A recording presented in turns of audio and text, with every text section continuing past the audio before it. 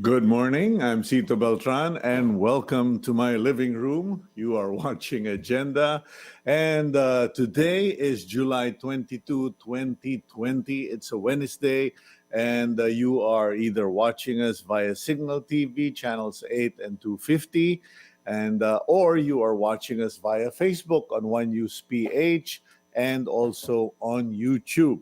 Welcome to the program, and we hope you will continue to join us for the rest of the next hour and a half as we bring to your living rooms or to your bedrooms or to your car or office some information that might be of great use to you, whether it's because the news concerns your locality or in general. Today, our guest will be Mayor Antolin Len Oreta of the city of Malabon, because from what I've read, there are like 5 barangays or villages in his area that have been placed under lockdown for COVID-19.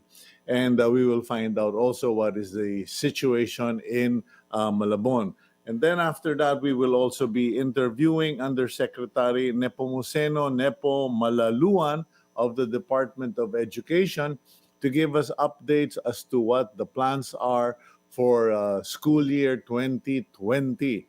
And finally, we will be speaking with Dr. Rosemary Liquete, the NKTI, the Executive Director.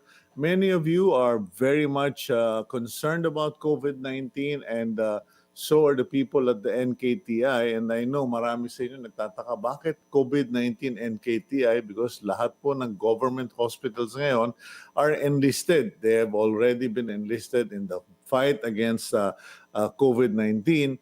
But it would also be interesting to hear from Dr. Liquete regarding the state of kidney disease in the country, as well as transplants, because alam niyo po, by coincidence, last night I was praying with my family, as we regularly pray every evening. I prayed a special prayer regarding the problem of dialysis in the country. Sobrang dami po sa inyo ang nadadialysis na ngayon, lalo na yung mga magulang natin o yung mga magulang nyo, mga kaedad ko, and we really need to look into that. In any case, we will be talking about that as well. Now, in the meantime, allow me to read the stories from the front page of the Philippine Star. The Bureau of Corrections, or Bucor, confirmed that convicted drug lord Amin Imam Boratong has died due to COVID-19. Boratong was the operator of the notorious Shabu Change in Pasig City, and he was convicted in 2009 along with his wife. Boratong's death was confirmed a few days later after another high-profile person deprived of liberty, or PDL, JB Sebastian, was reported to have died due to COVID-19.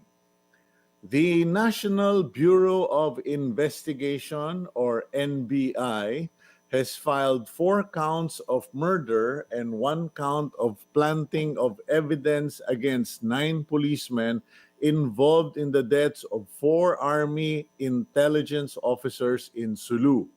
The NBI also recommended that neglect of duty be filed against Sulu Police Provincial Director and 2 other high-ranking officers in Sulu, following the doctrine of command responsibility.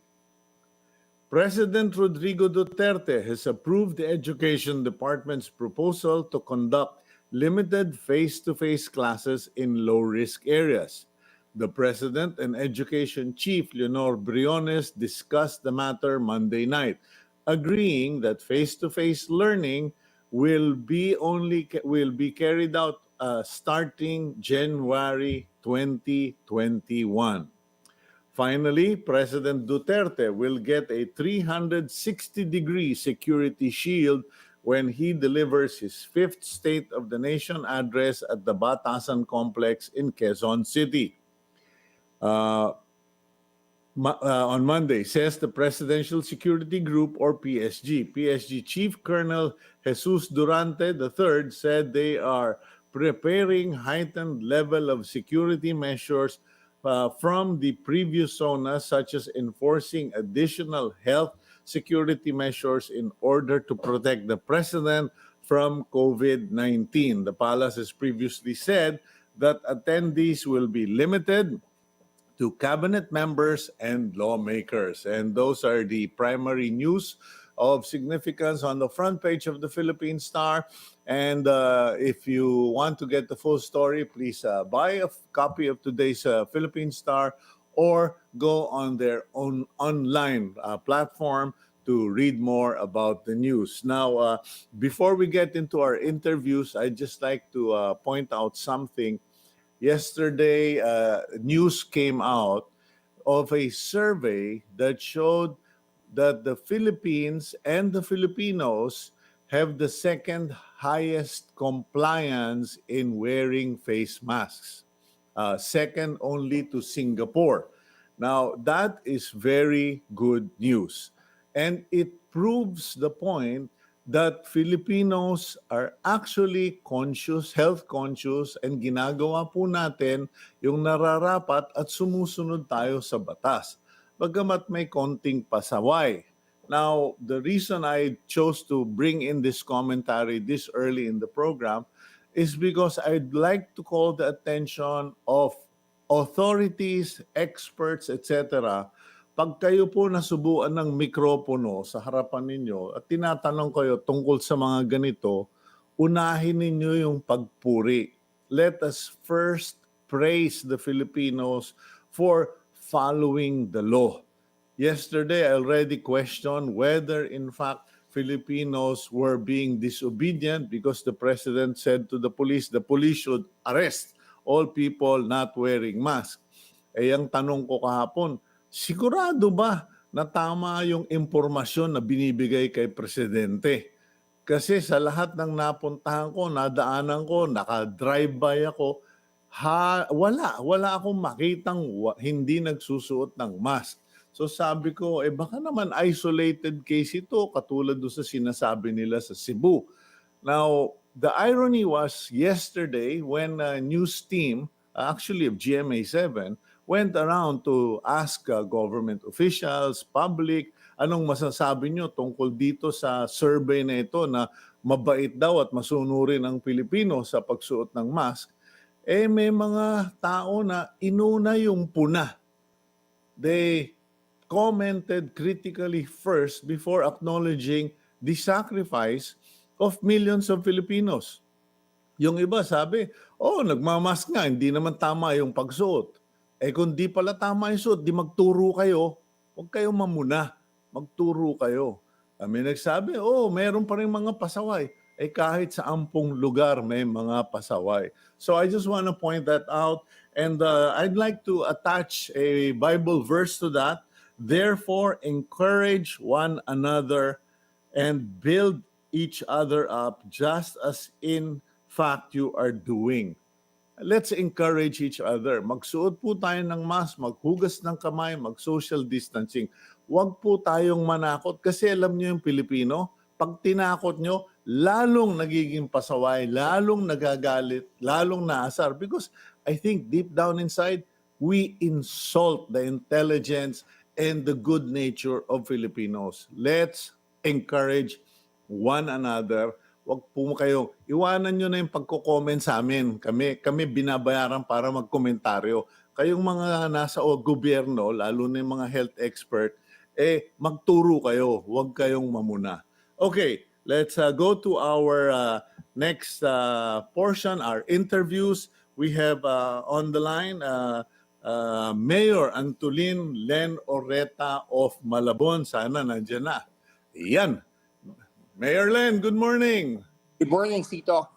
Aba, yung kulay nating dalawa para tayong mamamasyal, ano? Madilaw at saka mapink. Makulay. Makulay na buhay. Good, maganda po yan. Now, Yes. Mayor, kamusta na po dyan sa bayan ninyo ng Malabon, sa siyudad ng Malabon? What is the situation in general regarding COVID, the economy, etc.? Well, actually, madami tayong problema dulot ng COVID sa ngayon. meron na tayong 1,190 confirmed cases ng COVID. Mhm. Madami-dami yun because lahat ng ating barangay, we have 21 barangays, walang na-spare na barangay, no? So, halos andun na yung COVID sa lahat ng mga lugar. Kaya yun nga, yun na pinapaalala natin lagi yung pagsusuot ng face mask, paghuhugas ng kamay, physical distancing, because yun lang talaga naman yung solusyon. And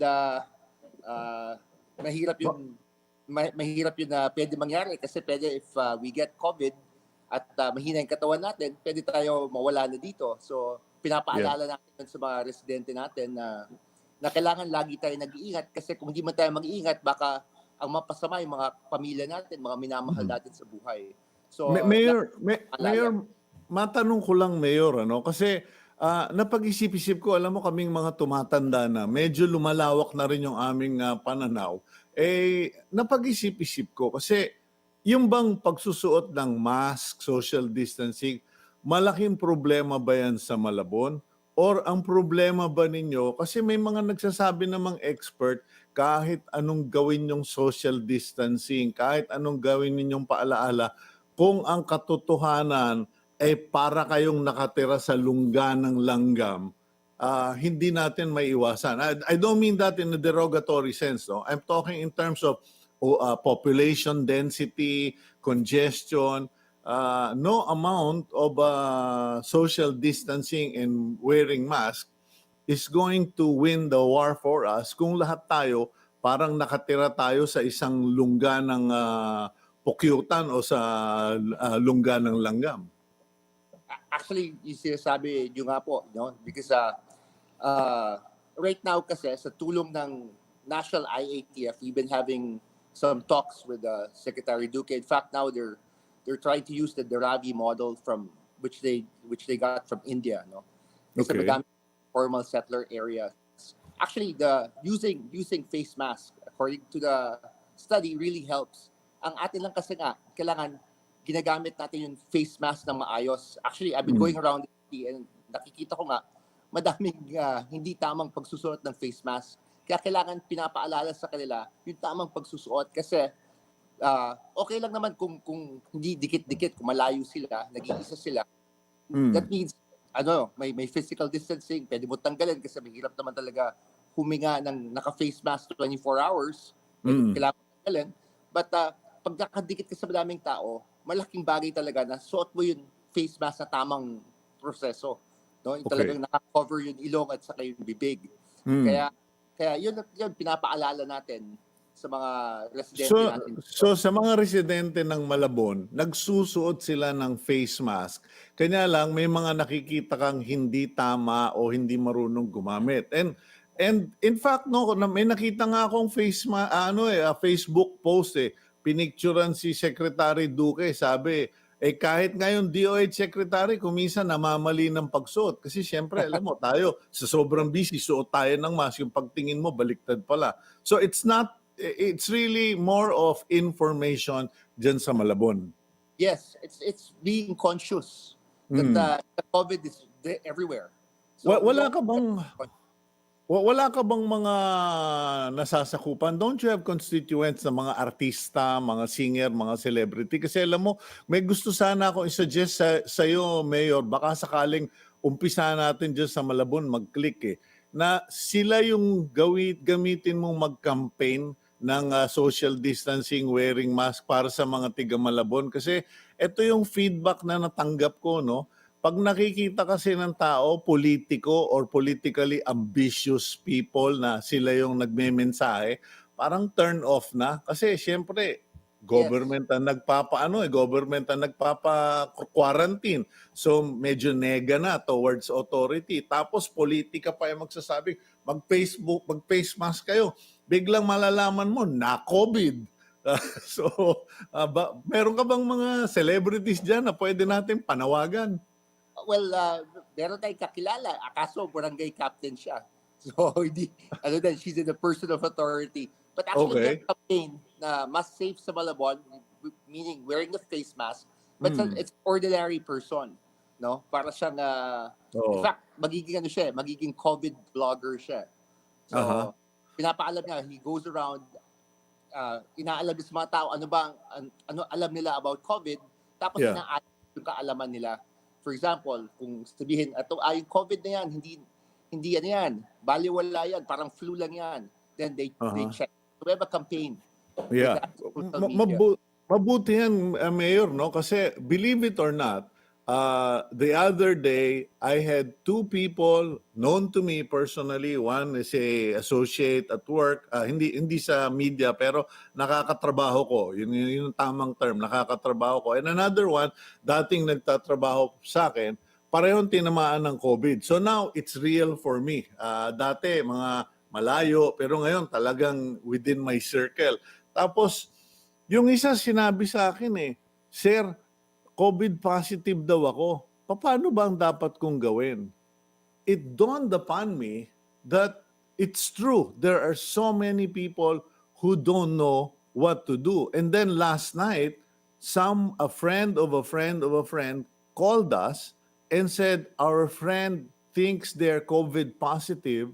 They want to go for testing. Mga foreigner to, no?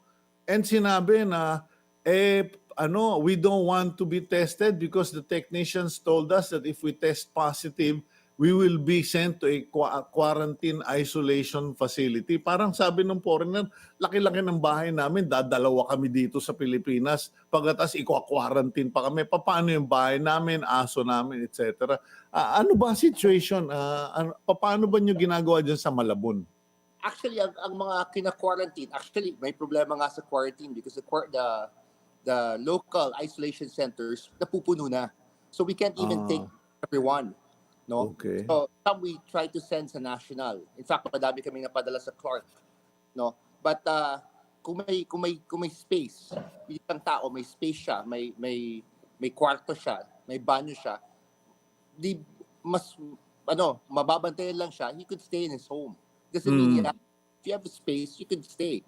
It's just that nakita natin dahil sa pagdami ng COVID positive sa ating area, madami kasi yung tinatawag na home quarantine, lumalabas sila ng bahay nila. Ibig sabihin, positive sila and they still mingle. So, kailangan talaga, hindi sila makalabas for 15 days, for 14 days, no? For 2 weeks. Yeah. So they have to stay at home and they should not be with anyone. Kasi karamihan asymptomatic. So, Yeah. So yun talaga. That's our problem. So, yun ang natin. Yung quarantine facilities mo halos puno na. Pagkatapos, you need to do a campaign pa for wearing face mask, etc. Yes. Pero economically, paano ka na, Mayor Len? Because I mean, I know that, I don't know, am I wrong or am I right? My impression is the government is now downloading the authority as well as the responsibility to mayor. Sabi nga ni Presidente kahapon, marami pang mga mayor na hindi ginagawa yung dapat nilang gawin. Magagawa ba niyo yung dapat niyong gawin? May pera ba kayo para magawa yung dapat niyong gawin? That's a good question, Cito. Actually, humahanap kami ng ways kasi right now, I think eventually, we have to have our own laboratory also. Because the testing, yung tulong na binibigay sa atin, hindi talaga din sapat. Because the other day, si Mayor Benchi Magalong of Baguio, siya pa yung contact tracing czar. In fact, ginawa ng example yung Malabon. May kakulangan kami in the sense na hindi namin na-trace lahat. Sinasabi niya, pati third generation umaabot. So kulang kami sa pag-trace because ang natitrace lang namin yung immediate. Kaya maybe that's one of the reasons na lumalaki yung COVID cases namin sa city, no, according to him. Mayor Len, yes. Yeah, so sorry, I just need to cut in there. Now, yung contact tracing, is it really physically going house to house looking or pwede ba sa telepono? Kasi, we are at war. Yes. And I think Sito, I'll cut you off. Hindi naman house to house. Kailangan lang makausap yung taong positive. So it could be on the phone. No? So, phone or kasi ang point ko lang is we are really at war already. Yes. Ang kalaban lang natin, hindi natin nakikita. Ngayon, in all the wars that you and I have read up in high school, in college, there was always this sense of voluntarism everybody would put up their hand, I want to work, I want to help. Ngayon, people keep talking about contact tracing, mahal, pera, ganito, ganyan.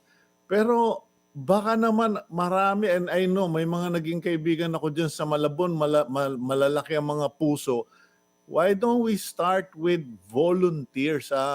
Meron na ba kayo yan? Baka naman meron, ano? Parang sa akin, I'm just trying to encourage you and find solutions for you kasi ang hirap. I don't want to be. Mabuti na lang, hindi ko pinasok yung politika. Ewan ko, siguro ikaw sising-sisi ka na. Hindi naman. Actually, we haven't really hired anyone kasi we have not utilized all the people in City Hall. Madaming mga offices ngayon, parang in a way, they're obsolete now because of COVID. For example, our sports office. Halos wala yun. Yung tourism office natin, wala. So, madaming tumutulong. Okay. Actually, what we want to involve, we're involving ang ating kapulisan kasi sa investigation, sa pagtatanong, at saka yun sa fire natin because they have the investigative capacity para magtanong, para hopefully masimot lahat ng mga information sa isang tao. At saka also, proper education kasi madami din tao natatakot sa ngayon. If they know they have COVID, natatakot sila sa discrimination.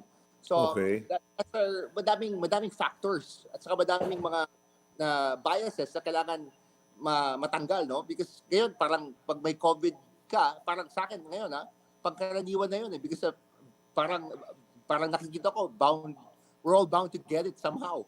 You know, there's no way, even if nag-iingat tayo, baka makuha natin. Mabuti, bata ka eh. Ilang taong ka na ba? Matanda na po ako. I'll be 49 this year. Nako, di ano ko, Jurassic, Antigo. Di ba? No, but you know, that's scary, okay? Yes. Kasi, okay, so you have a lot of City Hall employees that are non-functioning because their functions have been made obsolete by COVID. So now you're shifting there. Pero let's talk about, sige, naka-contact trace ka. May pan-test ba kayo? Yun ang because sa pag-explain ni Mayor Magalong, definitely ang daming kailangan i-test. So hindi din naaabot doon. So kailangan lang yun ma-quarantine. No?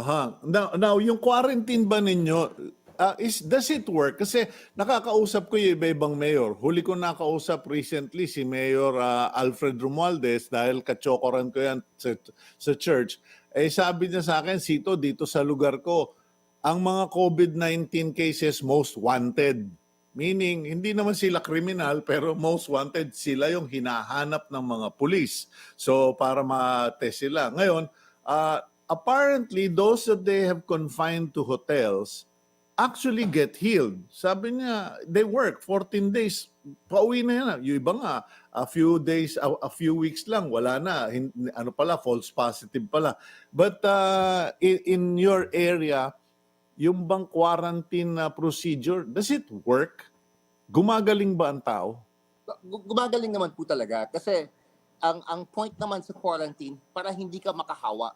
So gagaling ka. Kasi mostly they're all asymptomatic anyway. So the serious cases, they go to the hospital. Konti lang naman yung serious cases. But of course, you don't want to be part of that. But it's a small percentage. But yung mga nasa quarantine areas, they get well. But ang worry natin, na wag sila lalabas, wag sila manghahawa. Because even yung local quarantine centers natin, we have so many cases na may bantay na yon, nakakatakas pa. Lumalabas sila. Because yun nga yung pa isang problema, Mayor Len kasi while nakakapikon yung talagang mahigpit, kung talagang kailangan, wala tayong magagawa.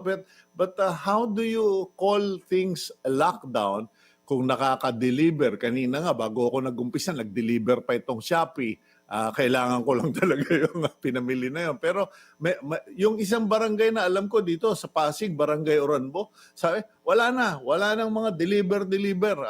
We're going to shut the barangay down for this period, etc. Diyan ba sa Nabotas, yung lockdown mo, Nabota sa Malabon. Diyan ba sa Malabon, paano ang labanan dyan pag sinabing lockdown? Actually, yung lockdown, it's only a few, it's not the whole barangay. As a portion of the barangay kung saan yung COVID cases. kung saan madaming COVID cases. So it's just maybe a few houses, a street, as Escadita. It's not the Okay. whole. So hindi mahirap kasi to lock down the whole thing na madaming maapektuhan sa kabuhayan nila, and Malabon sa service city. So No. ang dami na naghihirap dito. So hindi natin malalockdown, sabihin natin the whole thing, no? Aha, okay. Now, yun with the help of our city health officer, kaya itong nilockdown to 5 area kasi halos tabi-tabi to. So, and the COVID cases from this 5 barangay compromises 50% of the whole city's COVID cases. So, Oh. so halos ito na yung critical areas. So what we want to do is with this areas in lockdown, malaman din kasi it spreads around naman, nalalaman ng mga tao, that we get discipline. That yun sana, no? They maintain physical distancing, all these things, wearing a mask. That will become part of life. That hindi na matatanggal yung mask kasama on, you know. Alam mo, Mahirap eh. Alam mo, ikaw mayor ka. Ewan ko, sa bagay, bata kang mayor. Kasi nung yung mga nakakatanda sa'yo, sila, si tatay mo, yung tita mo, o mama mo, Wait po, father ko wala sa politics. yung mother mo. Mother ko po, okay. she passed away this year. Yeah, I know. She was very nice, and nakakasama ko sa victory. I loved your mom. I have to tell you that. Now, pero kasi alam mo nung panahon na 'yon, ang pangangampanya may jeepney. May jeepney, merong loudspeaker, may mikropono. Wag niyo pong kakalimutan si Mayor Len Oreta sa susunod na halalan, ganon. Diyan ba may mga umiikot na nagsasabi araw-araw, oras-oras, mga kabarangay, kung ayaw pa niyong mamatay, kung ayaw niyong gumastos ng milyon-milyon sa ospital, gawin niyo po ito? Meron pong umiikot, opo. Meron po. Okay, kasi dito sa but I think the way, it depends because I just heard one. Hindi ako natuwa yung sinasabi niya. Yung pag-ikot. But, kasi tulungan it's really the national, the local, and each individual helping each other, educating everyone about COVID. So okay. I think to me that's the only key. All of us should be concerned. We don't leave it with one agency or one. Lahat tayo should be concerned about COVID because it's affecting all our lives. And okay, natin yung do's and don'ts and what we should do. Kailangan as much as possible. I know out of necessity, we have to go out, we have to earn a living. But kung nakikita natin, sobrang crowded na yung lugar, huwag na tayong makisali. Kasi yun ang nangyari. I've been going around, I've been seeing there's so many crowded places talaga. No? Saan yung mga lugar na yon, Mayor Len? Kasi sa Nabotas, nakausap ko si Toby. Sabi ni Toby, wala, back kami to 3 times a week lang ang bukas yung palengke at talagang tinatamaan. Well, yeah, sa ngayon. But if they open that up, it will be back to normal. Kailangan maging way of life na huwag tayo magkukumpul-kumpulan because right now, it's not just yung palengke. Palengke kasi na monitor natin eh. May mga tao doon. Mga talipapa all over the city. Yun ang kailangan which we're trying to do. I've been talking to the barangays na doon tayo mag-concentrate. Wag tayo doon nagkukumpul-kumpul. At also, kasi pag yung mga nagtitinda doon, mahawa sila mismo, may COVID, mas madaming maapektuhan. No? Because basic necessities, kinukuha day-to-day living. So, yun ang check namin ngayon. No? But it needs the cooperation of everyone nga. Sabi mo nga kanina, madami naglalagay lang ng face mask because natatakot malaki ang multa kung nakita hindi tama yung pagsusot mo ng face mask. No? Sa ngayon, actually, wala pa tayong hinuhuli sa face mask but may ordinansa tayo doon and sobrang malaki multa. It's like 5,000. Madami doon. Hindi na makakabayad ng multa. Kasi na alam mo, kanya ako gumawa ng ganong commentary, editorial kanina, Mayor Len. Kasi nakita ko naman yung naging epekto in the beginning eh. Nung nanghuli at nagpain, naging emosyonal ang tao eh. Nagalit yung tao. Sabi ko kung yung oras ba naman yan ginamit, paunawa, kumuha kayo ng artista. Bakit ngayon hindi ilabas si Sara Geronimo? Bakit hindi ilabas sila Martin Rivera? Hindi ba? Pag politika, nandiyan dyan. pag ngayong meron tayong pandemya, hindi natin sila makakuha para gawin to. Hindi sa ayaw nila, no? Walang kumukuha. And I think that's the point of volunteerism. Anyway, I've consumed so much of your time this morning. Kung meron po kayong huling panawagan sa mga tiga Malabon, hindi huli, just for today, please go ahead, Mayor Yes, Len. thank you. Malabonians, mag-ingat po tayo palagi. Lagi natin alalalim. Pag lumabas tayo ng bahay, may suot tayong face mask, face shield, minimaintain natin yung physical distancing. At as much as possible, naghuhugas tayo ng kamay. At kailangan aware tayo sa ating surroundings lagi. At saka pag kumakain tayo, huwag tayo tumatabi sa mga kaibigan natin, kasama natin. Kasi hindi natin alam sino ba ang meron COVID. It could be anyone. Kaya lagi tayo nag-iingat. We should be aware. At as much as possible nga, yung mga gatherings, birthday parties, sana iniiwasan muna natin all these gatherings. Because ito yung source ng COVID talaga. Pag nagsasama-sama, walang face mask, malungkot na buhay. Kaso hopefully, matapos na to. Okay, thank you. Thank you very much, Mayor Len Oreta ng Malabon. Please take care of yourself. God bless you. Stay safe, stay strong, and stay healthy. Thank you. Okay, that's Mayor Antolin Len Oreta ng Malabon, and we will go for a quick break. And after that, we will continue with today's programs. I just want to make one point lang. Sorry, Gab, just a quick point. Yung face shield po, kanya po inimbento yon para protektahan yung mata nyo. It is to shield the eyes primarily and kung may tatama sa muka. Pero may mga iba kasi po, nagpe-face shield kahit na walang mask na lang na raw. Meron akong napuntahan sorry, hindi ko naman madedeny, bagong tasa si Kuya Cito. The barber said, "Sir, if you're having a hard time breathing, I can give you a face shield." Sabi ko, teka. Hindi pala barber, therapist. Sabi nung physical therapist ko, mag-face shield. Sabi ko, yung face shield para sa mata at sa muka, pero kailangan may mask pa rin. We'll go for a quick break. Agenda will be back.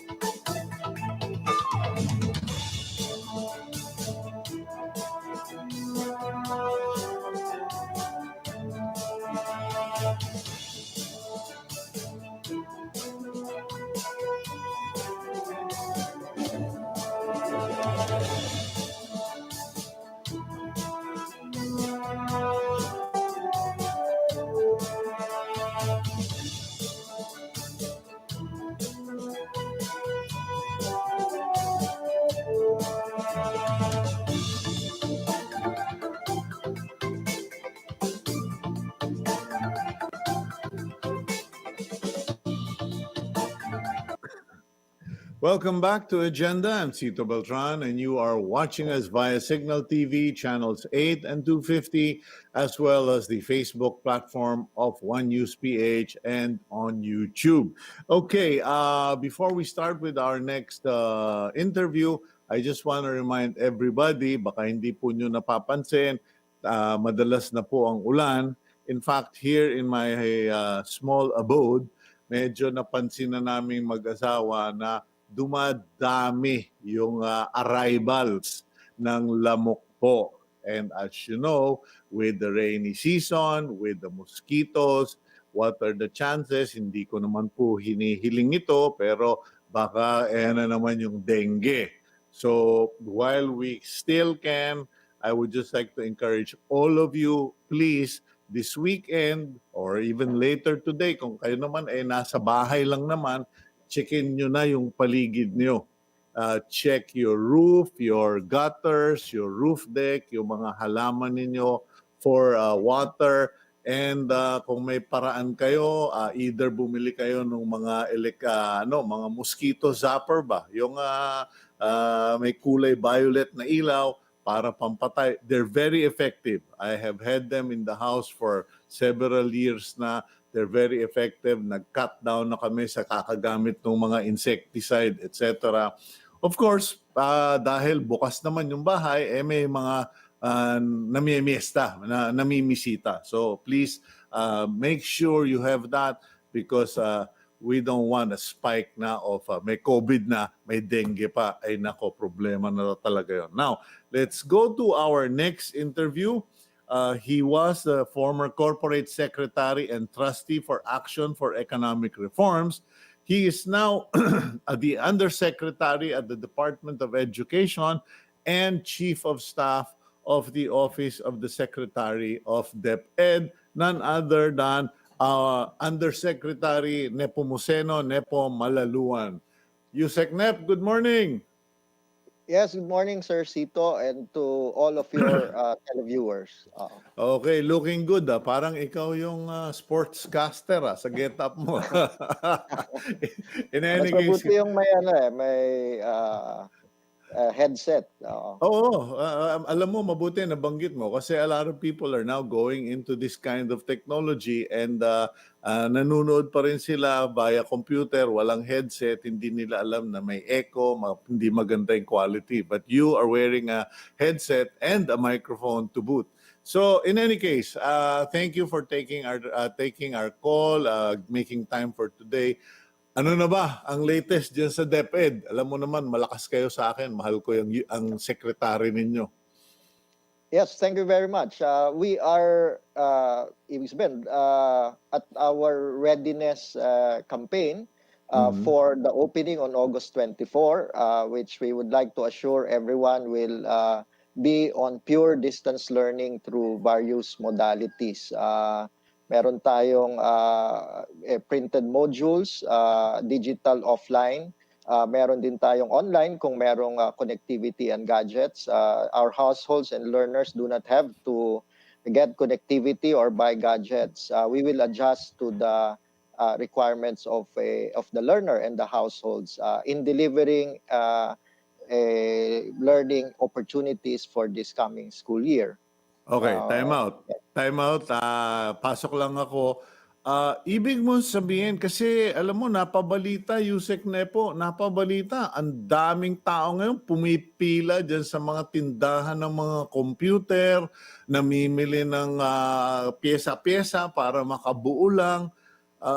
You're saying that this is not necessarily the case. Wala bang advantage kung meron ka talagang computer? Paano ba yan? Well, may advantage din syempre dahil kung may connectivity at may online, ang advantage niyan ay merong possibility for more interactive and real-time communication with the teacher. Pero ang ating ginagawa ngayon ay naghahanda tayo ng tinatawag nating self-learning modules. In fact, even in Metro Manila, ang malaking bahagi will be what we call the modular distance learning. At nagkaroon na kami ng mga dry run, not only here in Metro Manila but in different areas kung paano gagawin ito. So Paano ba? pinipick up ng Paano ba pinipick up yung modular? meron tayong syempre our learning resources are yung textbooks ay intended for classroom-based instruction yan. Oo. So kailangan ng gabay ng teacher for the class day. But now that it will be delivered at the homes of the learners, kailangan i-substitute natin yung constant supervision by the teacher. Kaya naghanda kami ng mga self-learning modules.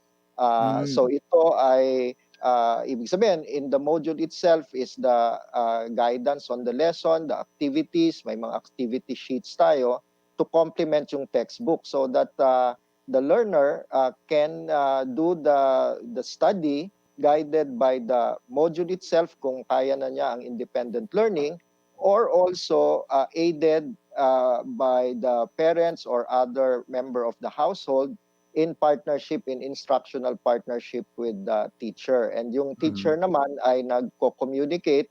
Nakita na namin yung dry run nito sa various communication platforms. Yung iba ay messenger, kung ano ang available text messages, and even calls kung with the parents para makita kung paano. Yan, nakikita natin ngayon are the self-learning modules that are being prepared.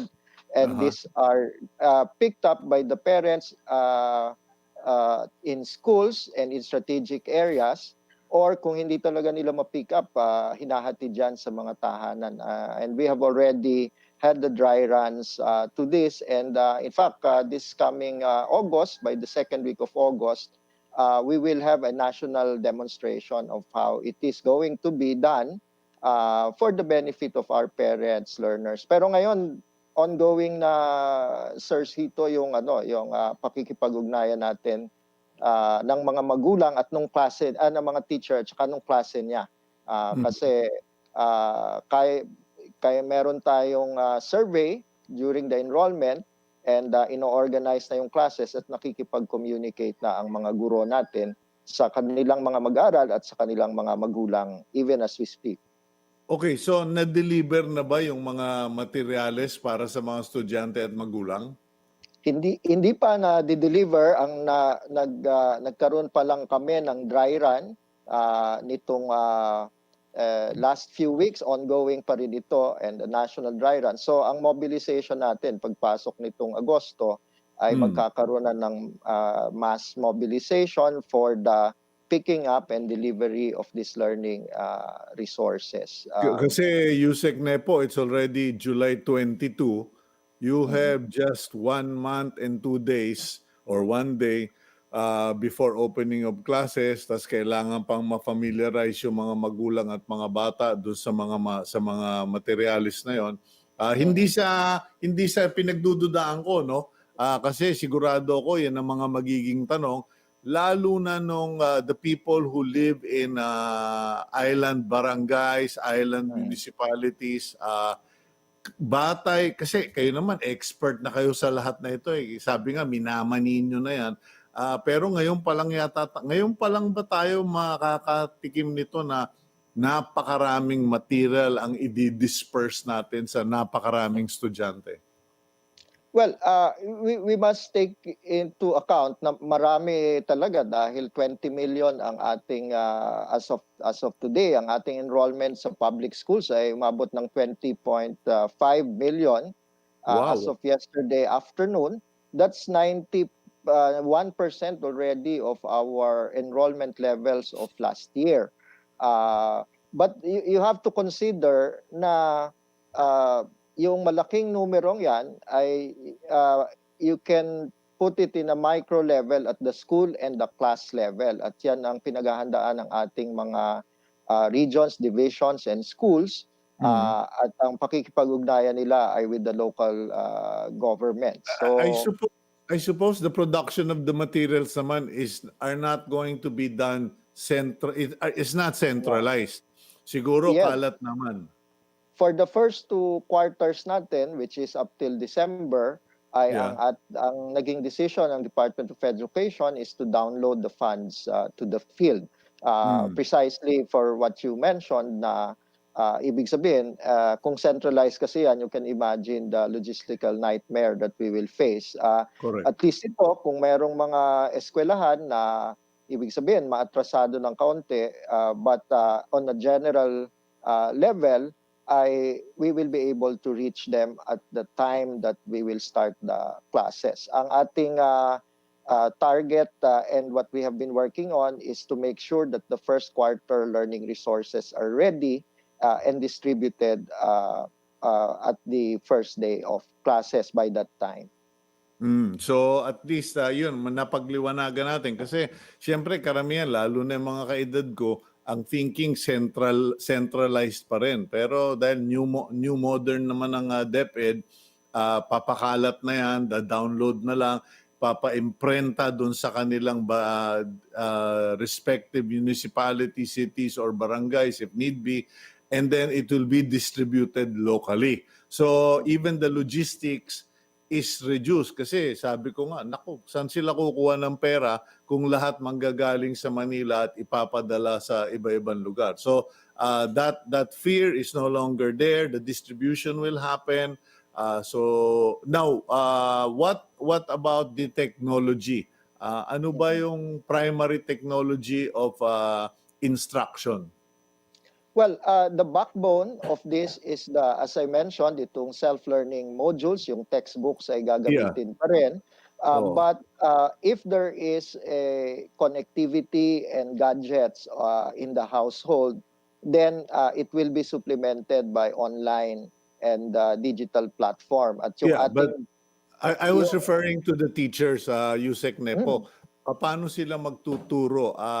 Kasi obviously walang classroom, puro bahay-bahay. Paano magtuturo na ang estudyante? Primarily, ano ba tayo? Radyo, TV, or online? Well, as I mentioned, yung backbone ay yung self-learning modules. Kaya kailangan ng instructional partnership with the parents. So, ang nakita ko dun sa ating mga dry run, yung mga teachers natin ay may pinapadala na video sa parents and orientation. And then they communicate with the parents, they give feedback. Yung nakita ko na, halimbawa, yung activity sheets, and in fact, they can do it even with kindergarten, ay nag-send sa messenger ng photo yung teacher at saka yung parent. And then... Okay. So yun, pasensya ka na, Yusek, no? Kasi medyo, you think with the left brain, the traditional mode, and you're trying to understand with the right brain what the technique. So, ang pinaka-sistema talaga is parang homeschooling.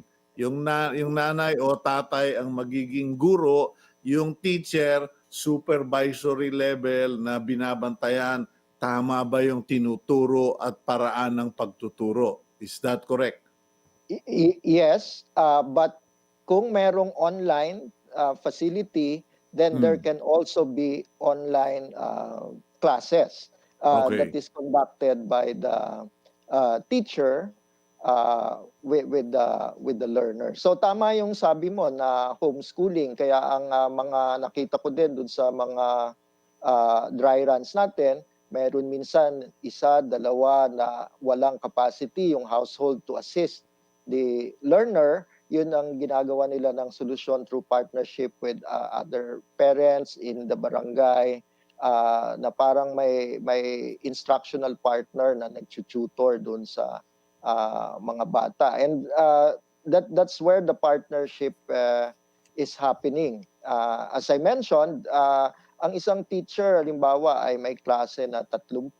So that is what the teacher will manage, and that is where they will find the communication mechanism. So kaya ang tama talaga yung description nito na blended learning yung mangyayari. But that is also why there have been various sectors that have been pushing to reconsider yung limited face-to-face. At yun nga ang naging pag-uusap ni Secretary Briones at ng Pangulo ng isang gabi. Mabuti na banggit mo yan, Yusek Nepo, kasi may nagtatanong nga ito, pati yung ating newsroom nagtatanong kasi ano ba raw yung particular na guideline? What are the particular guidelines or specific guidelines where you will allow limited face-to-face? Kasi may mga sinabi kahapon si Secretary Liling Briones, four points yata. One is that the area must have must be ano ba yun, modified GCQ, low blah blah or blah. low Bala ka risk. na. Oh, low risk. Oh. Oo. So, risk-based at saka capacity-based at saka ibig sabihin consensus-based ang mangyayari dito. Dun sa risk-based, dapat ay nasa, as you mentioned, categorized yung locality as low risk. Ang risk-based classification kasi natin ngayon ay base dun sa so-called case doubling time at saka critical care utilization in the area. At doon nila kina-classify kung low risk, moderate, at saka high risk. Doon sa Okay. low risk, doon din nila dinedetermine kung pwede na siya na maging modified GCQ. When you say modified GCQ, it is already in transition to the new normal. So doon lamang talaga pwedeng i-consider ito. Pangalawa ay hindi pa ito pwedeng ipatupad sa opening of classes. We said that this can only happen starting January or the third quarter to allow us ample time to prepare. Pangatlo ay dapat ay may consensus yung local government unit, local health officials at saka yung eskwelahan natin because they will co-manage the syempre the public health aspect of this. And pangapat, part of our kailangan yung stringent health protocols ay maipakita ng eskwelahan na kaya niyang masundan. And finally, magkakaroon ito ng mga pilot testing and we will be joined by the National Task Force headed by Secretary Galvez in doing the inspections kung talagang ibig sabihin para medyo maiwasan natin ang any untoward incident for this to be implemented. Kasama dun sa mga health protocols will be no face mask, no entry, kailangan na natitest yung temperature, the usual protocols, may physical distancing, i-reconfigure yung classrooms to just 15 to 20 class size and intermittent lang yung limited face-to-face. In other words, complemented pa rin ito ng distance learning. But this will allow now, especially in the remote areas na wala ngang facility for online, na makapagkita pa rin at least once in, let's say, once or two times every 15 days yung mga bata at saka yung mga teacher para magkaroon pa rin ng interaction. And even among the students themselves, learning being a social process, na yun yung medyo nawawala, in fact, nawawala dito sa pure distance learning. Yeah, bagamat tama ka doon. we lose something in terms of social interaction. Now the thing is, I think tama rin yung strategy ninyo na 2021 na if ever yung face to face kasi am I correct this from August to the end of the year diyan naman yung kasagsagan at least up to October kasagsagan ng dengue. So we would also be minimizing the exposure of school children to dengue. Yeah, not just dengue but also flu,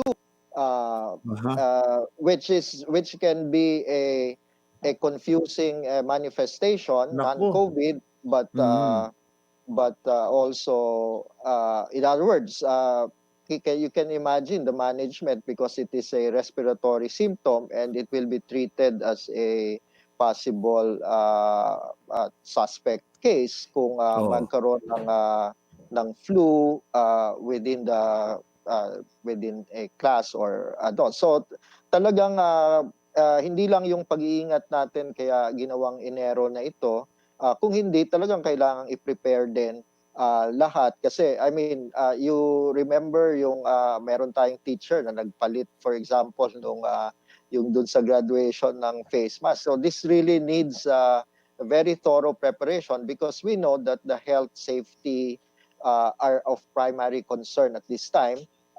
Even as we are committed, and our position is that we should be able to deliver learning opportunities in the time of COVID. Okay, well, I think that's all for today, Yusek Nepo, and we hope that you will keep in touch and let us know kung ano pa maitutulong namin sa DepEd kasi syempre we are all concerned about the children's education and our children's future. If you have any last message, please go ahead. Well, just one message is that we see this not just an emergency response, but this is actually also investment for the future of education because if we don't do this, what we foresee is that the education system, not just in the Philippines but around the world, will not anymore return to what it used to be post COVID. And the things that we do with technology, with various modalities for instruction, will serve us well for the future. And so we treat this as investing for the future of education as well, not just an emergency response. Okay. Well, thank you very much, Undersecretary Nepo Malaluan of the DepEd. Please stay safe, stay strong, stay healthy, and God bless you, sir. Yes, thank you very much for the opportunity again, Sir Cito. Okay, that's Yusek Nepo Malaluan of the DepEd. At ayun, medyo pasensya na kayo, no? Ako, very transparent ako. Kasi kadalasan ang iniisip natin pag mga teaching, learning material, centralized yan, galing yan dito sa Metro Manila. Pero yung sinabi ni Yusek Malaluan, it's a different world. It's a brave new world. Sabi nga doon sa Disney. Disney ba yun o Pixar? In any case, where all the learning material will be cascaded, downloaded, transmitted to the different regions all over the Philippines. Yun namang mga regional offices ng DepEd, ika-cascade naman yon sa different cities, municipalities.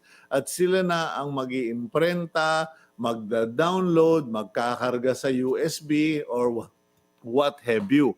And then, it will be delivered to the different students and parents. Now, yung teaching, kasi for the longest time, inassume natin yung teacher tatayo sa harap ng camera, pagkatapos siya, okay, listen class, A, B, C. Hindi pala. Ang mangyari, pinadala sa inyo yung teaching material at ngayon, kaya ikaw, nanay, tatay, ay ikaw naman, you will be the teacher for the children. And you will be taught by the teacher sa mga coordination sessions. Now, wag po kayong matakot. Don't be afraid. Don't be negative. Wag niyo sabihin, ay, nako, hindi ko kaya, hindi ko alam yan. The biggest challenge is para kayong makina ng diesel. Mahirap yung start sa umpisa, pero pag nakuha nyo na, tuloy-tuloy na. Kami ng misis ko, she would teach mathematics, science, etc., arts, and ako naman yung history, ako yung magtuturo ng mga practical things because most of the teaching was was done by my wife, with our daughter. And it was a very good experience for us as a whole family. Kami po, namasyal pa kami. Siyempre ngayon, hindi na kayo pwedeng mamasyal, ano? Pero magkikwentuhan kayo. Anak, alam ko yan. Yung pinanganakan ni Rizal o sa Kalambayan. Ako, may kalabaw doon sa may puwerta ng universidad. Ganon, kwentuhan. Then you feel the imagination. What we cannot feel with real experience, we now have to feel with imagination. Sa kwento, sa totoo lang naman, yung saling lahi, history, saling lahi, salin lahi, was done orally for generations. Panoorin nyo yung, di ba, Roots, si Chicken George. In any case, yan po, no? Don't be worried. Don't worry, be happy. We'll go for a break, and when we come back, let's find out about the NKTI here on Agenda.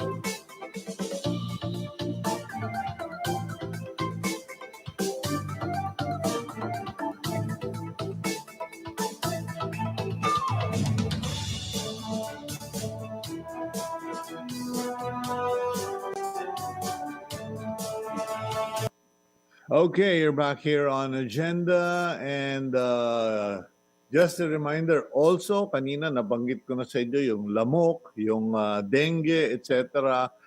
If you have trees in your property o mga gamit na pwedeng liparin, now or this weekend might be a good time to start pruning. Ako po, nauna na ako sa inyo.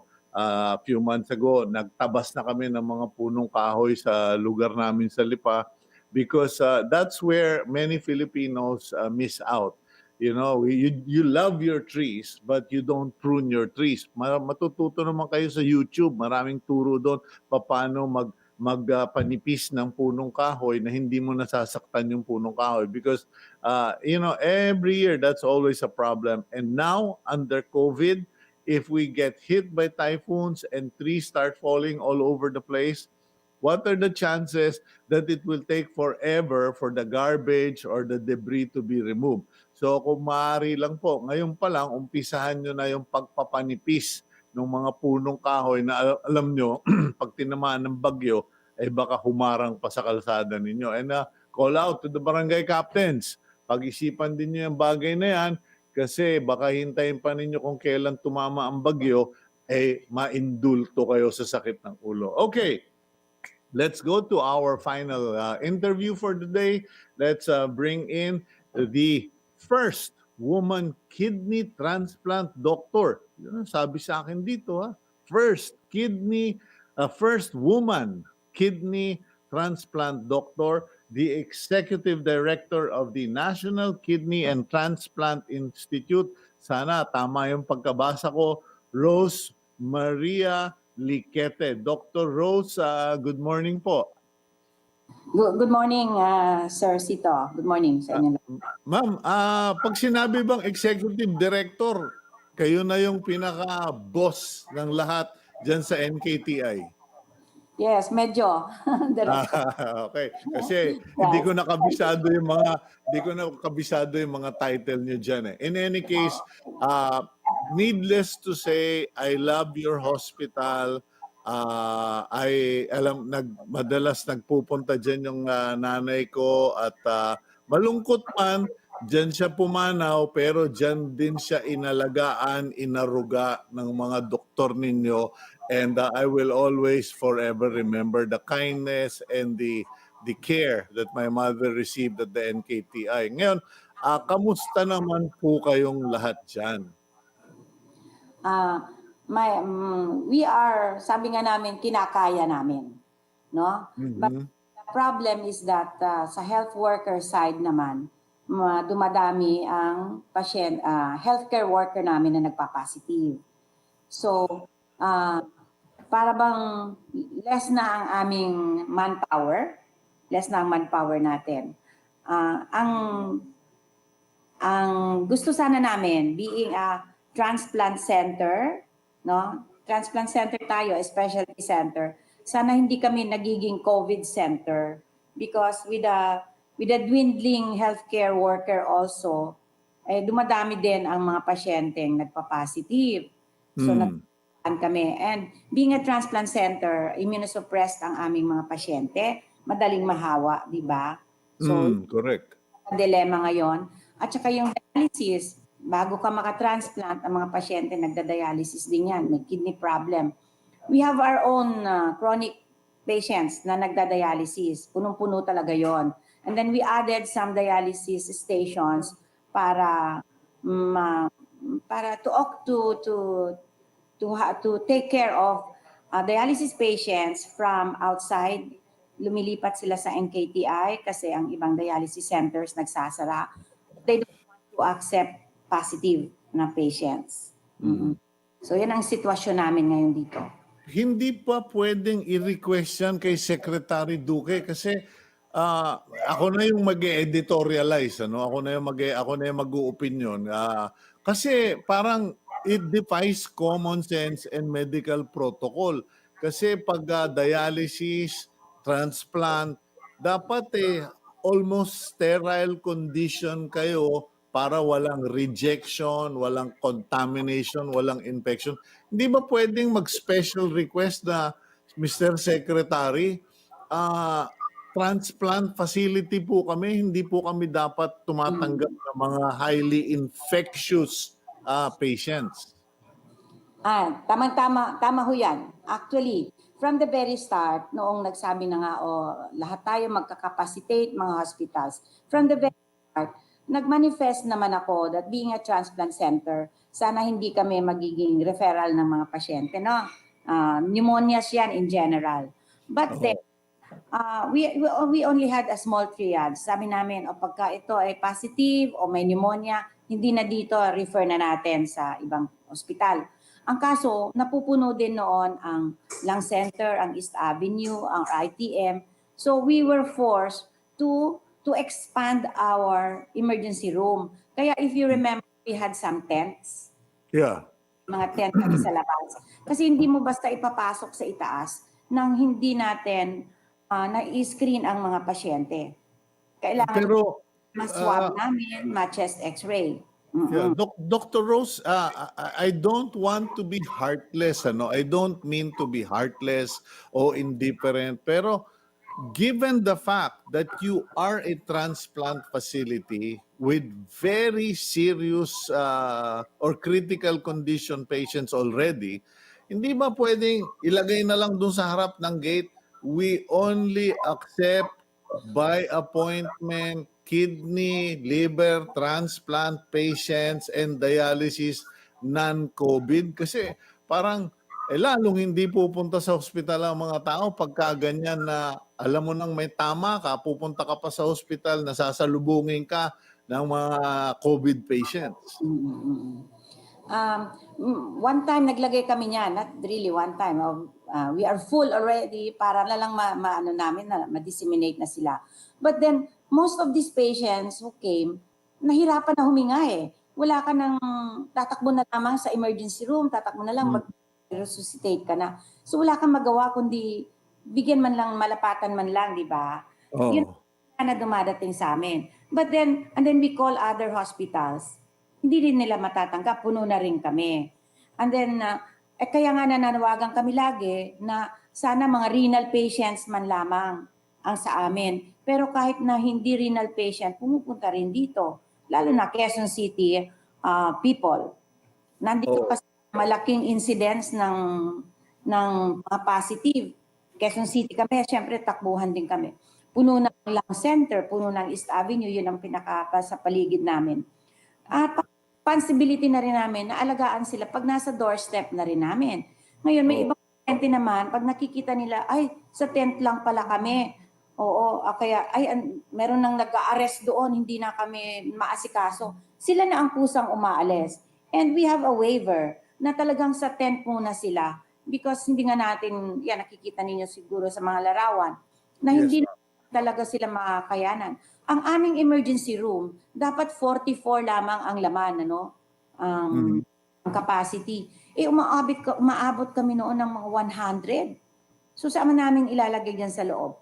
And then the DOH said that you have to have at least 30% of your beds ibibigay sa COVID. Di syempre kami, paano kaya ito hindi naman namin kaya talaga lahat, no? Pero we have to follow, but then we have Alam nyo, to cohort the patients pa din until such time na mailipat namin yung iba. Walang malilipatan, saan namin ilalagay? alam nyo, in defense of the NKTI, ladies and gentlemen, mabuti na yung sa amin manggaling, hindi sa mga tiga NKTI. Nung nandun yung mother kong si Marita, yung sister ko nakatira sa kanyang high ace sa parking lot ng NKTI kasi talagang sobrang daming nangangailangan ng facility ng NKTI na may renal problem, may hemodialysis requirements, etc. Kanya hindi po tayo nakikipag-away sa gobyerno, but I think some of the members of the IATF need to walk our hospitals, especially the specialist hospitals, and find out that we cannot risk. This is unnecessary risk. Okay, yan nga, sinasabi ko na po para sa inyo, Director, Executive Director. No? Pero, kamusta naman po yung inyong mga health workers? Kasi I'm sure you people are taking care of your patients, but what about our health workers? What are we doing for them? How can we help them? Yes, ang health worker namin, mula noong Marso, ang total ngayon na nag-positive ay mga 181. 100. Alright. And then, if you look at it, the past 2 to 3 weeks, ang increment, no, nag-increase by increment of 4 a day, 4 to 6 a day nagpa-positive. So talagang hindi na talaga ito pwede kasi wala nang magmama ng aming dialysis, tapos sa ER. So pina-close namin inalis na namin ang mga tent, no? Hindi lang because of tag-ulan na. Because para naman makita na ng mga tao na hanggang doon lang ang capacity ng aming emergency room. Pero marami pa rin dumadating. Now, why is it na dumadating sila? Kasi nga nagda-dialysis din Cito eh. Yeah. Wala ang ibang mapuntahan yung mga nagda-dialysis. Now, sa health worker namin, initially, we just sort of, itong isang unit na ito ay para sa mga health worker. Parang infirmary namin. No? Yes. That's how we should take care of them. Pero of course, kung mild naman, mag-quarantine na lang sila sa bahay o mag-isolate. Pero more often than not, napapa-admit na rin namin kahit mild. But then, in the end, dahil dumadami din ang mga pasyente, so the whole second floor, if you remember, we have unit A, B, C, D. Yeah. Itong second floor na ito, ginawa na lang namin isolation rooms kasi hindi na lang health worker ang aming tinitake, mga dialysis patients. And yun nga, wala kaming temporary shelter man lamang, no? Like ibang hospital, nalagyan sila. O dito yung mga health worker ilalagay. We appealed for that also. Nabigyan kami ng isang parang temporary shelter din. Pero napupuno na rin siya ng aming health worker. We ask also for augmentation. Ito ang importante. Mga nurses, mga medtech, lab aid. Nabibigyan kami in paper. Tapos yung pala kami din ang magre-recruit, no, sa mga nurses. O punta kayo sa NKTI. Ang kaso hindi pa rin namin na-fill up yung supposed to be gusto namin na additional staff namin. So yun ang problem. Yung sinasabi ninyo, yung kahit mga container vans, na yung dissenting container van housing na ginagamit sa mga project sites para malagay yung inyong mga health workers para pagpagod, pwedeng pumunta doon, magpahinga, etc. So obviously, there is a serious need for augmentation, facilities, etc. Ngayon, yung mga kaso dyan sa NKTI, Doktora, paano bang karamihan dyan mga end-stage renal failure na talaga? Yes, karamihan. Actually, more than 90% ng natatanggap namin na probable or suspect at saka positive na rin lang ay nagda-dialysis. Ang marami din pala dumadating, hindi talaga NKTI patient sila before. naggaling sila sa ibang dialysis center na nagsara. Maraming nagsara because wala nang nurse, takot din yung mga nurse magbantay ng mga mag-dialyze ng mga. Would you agree, Executive Director, na dapat kasi COVID-19 made people realize na kailangan ng bawat syudad, munisipyo na or probinsya ng kanilang laboratory testing facility. Itong mas matagal ng problema itong dialysis. Yung bang mga cities, meron na bang mga nagtatayo ng kanilang major dialysis center para naman maibsan yung load ninyo dyan sa NKTI? Actually, more than sa whole Philippines, more than 800 na ang dialysis centers eh. No? Okay. Standing. Sa NCR, more than 200 din. Okay? Pero puro private. Mga private yon. Oo. Yung mga sa government are mainly on the hospitals. Hindi rin naman marami ang kanilang dialysis center. Ito example, I was connected also with Quirino Medical Center. Ilan lang ang dialysis stations nila? 5.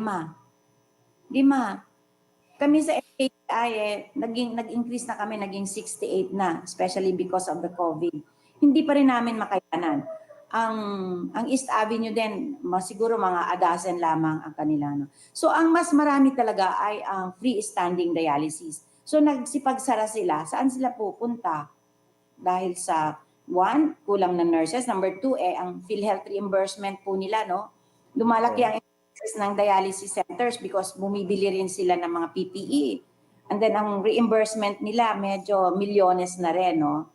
Like I would like to mention, may ibang branches, 40 million daw ang sa kanila, ang iba 10 to 18 million. And then pero okay, you just continue serving the people, serving especially these COVID times. Fine, okay yun, pero syempre may consumables din ginagamit ang bawat dialysis center. So, I don't know ano ang magiging action ng gobyerno dito, i-capacitate ang mga hospitals, but I hope they will also help the freestanding because nandun na ang dialysis machines. Nagsara of logistics and manpower. So sana yun ang i-capacitate nila at tulungan nila. Nandun na mga makina. Kung may iimbestigahin, kung may mga kaibigan tayong congressman, senador na are gracious enough to watch the program, siguro yun ang dapat nilang paimbestiga.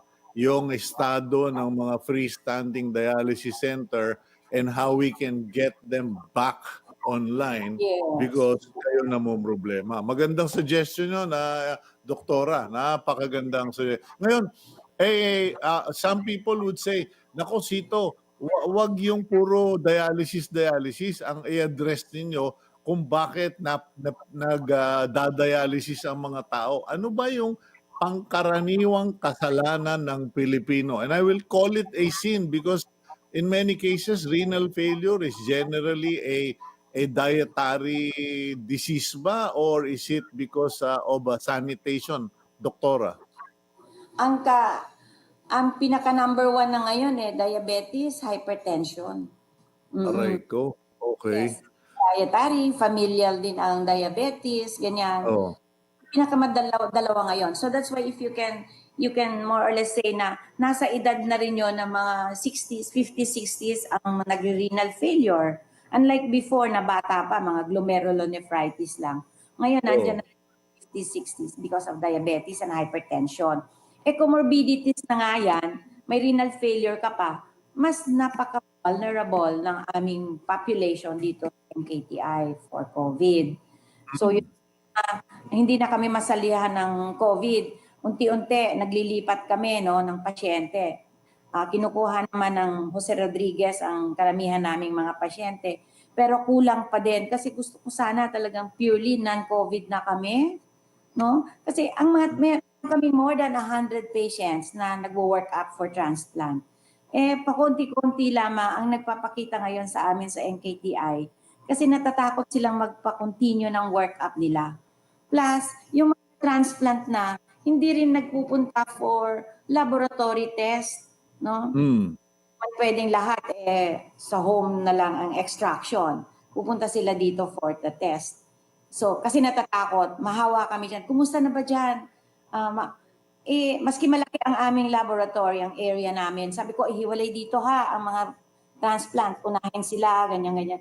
Hindi mo maiwasan na meron silang makahalubilo, di ba? So, tema namin ngayon sa NKTI. We want Filipinos to be healthy, renal-wise. Yan ang isa nating mga mandato, etc. Pero in 1 2 years, kung kami ay ganyan pa rin, hindi namin yun ma-reach at mas less na the people, less na tuloy ang ating healthy people when it comes to renal health. Yun ang nare-realize ko ngayon na habang kausap ko kayo, COVID-19 taught us that one big sin of the Filipinos and their national leaders and especially our legislators is hindi natin pinondohan ang health system. Ngayon, talking to you and realizing the extent of problems of renal failure, it is apparent we also have not invested in the education and public information side on preventing diabetes, hypertension, and renal failure. So napakaraming sakit ng ulo, Doktora. Actually, number 4 na as cause of death ang chronic renal failure. Ang kidney diseases. Number 4 siya. Number 4 na. Magkano ho ba? Kasi alam mo, marami natatakot mga COVID kasi milyones daw ang babayaran. Dyan sa pag tinamaan ka ng renal failure, magkano inaabot ang gastusin ng isang pamilya hanggang sa mamatay yung pasyente? Mula sa kanilang nagiging renal failure sila. Oo. Siyempre, sa dialysis lang ang pag-usapan natin ipatag mo na on the average 3,500 per session. Forever ka niyan every other day, forever kang nagda-dialysis. Malaki talaga ang gastusin. Kunyari, ikumparar mo siya sa transplant, no? Biglaan man ang gastos niyan. And we have a PhilHealth package. So palagay mo, maybe makakagastos din sila aside from the PhilHealth package, baka makakagastos din sila ng 300 to 400 in preparation for a transplant. So transplant. Oh. Pero forever kang nagda-dialysis at halos wala ka ng hanap buhay, malaking bagay din yon, no? Kasi every other day, nasa dialysis center ka. Ang karaniwan, how many years nagda-dialysis yung pangkaraniwang pasyente ng renal failure? Marami din kasing complication ang dialysis itself. So on the average, minsan mga 5-7 years, pwede silang mabuhay pa rin kahit na nagda-dialysis. But remember, may complications din yan. Hindi lang como sila may high blood, hypertension, may diabetes. They also can develop cardiac complications. So mamamatay din sila sa complications. Ngayon, ito pang akala nila lang dialysis, ganon. Di ba may mga ugat tayo na ino-opera para lagyan doon ng mga tubo. Oh. Yeah? And then eventually, pag marami ka ng tusok dito sa leeg, sa kamay, o sa tiyan na ang peritoneal dialysis mo, doon ka na mamamatay sa mga komplikasyon yan. Infection, etc. So sa madaling salita, Doktora, bangkarote ka na, patay ka pa rin. The quality of life talaga is ibang-iba. Okay.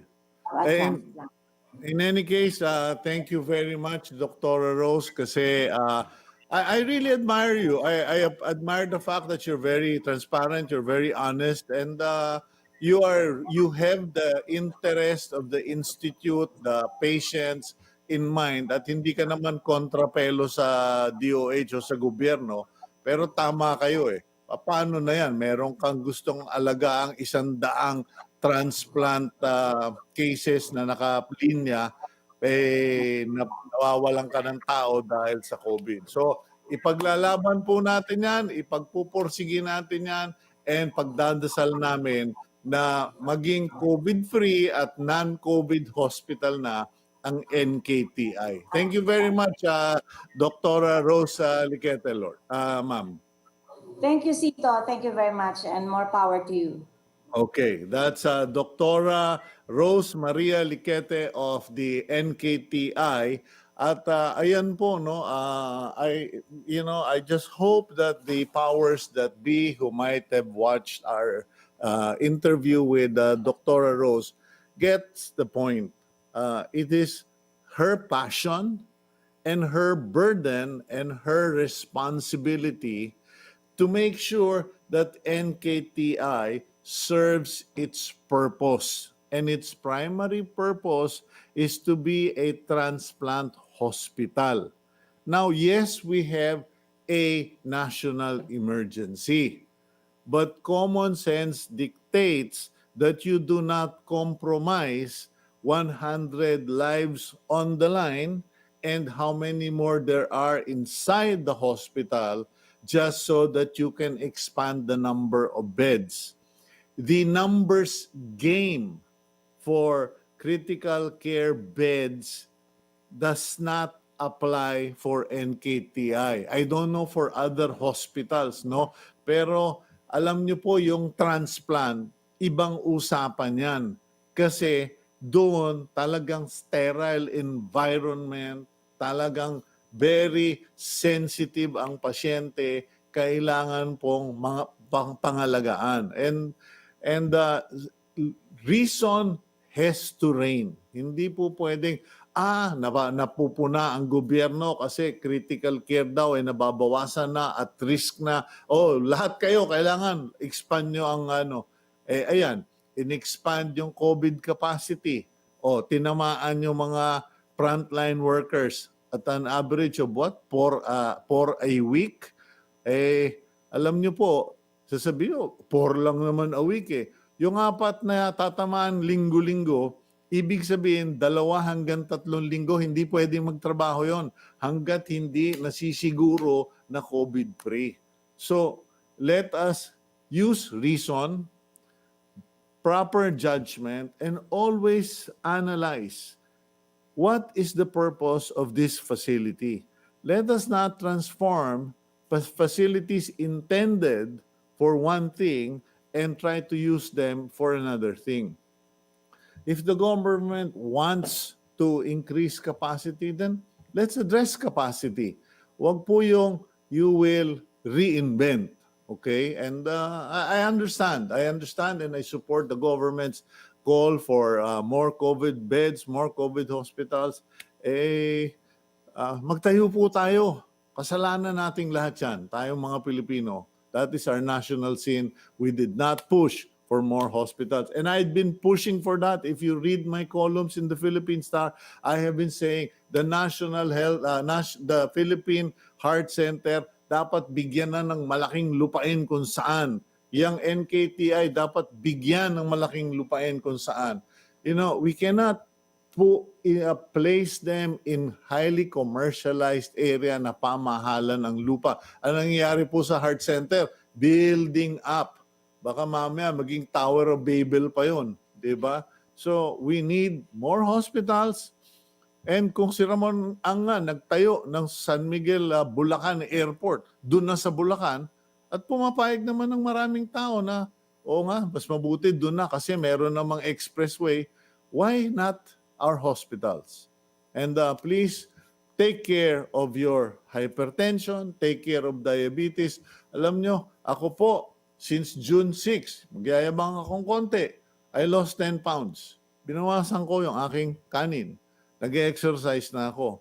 You need to take care of your body or else your body will take care of your pocket and will eventually kill you.